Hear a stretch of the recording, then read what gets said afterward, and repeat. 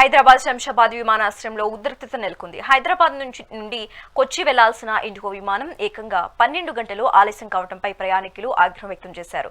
విమానం ఆలస్యం కావడంతో అధిక సంఖ్యలో ఉన్న అయ్యప్ప స్వాములు తమ నిరసనను వ్యక్తం చేశారు. బోర్డింగ్ గేటుకు అడ్డంగా బైఠాయించి స్వాములు ఆందోళనకు దిగారు. సరైన సమాచారం ఇవ్వకపోవడంపై భక్తులు తీవ్ర ఆగ్రహం వ్యక్తం చేస్తున్నారు.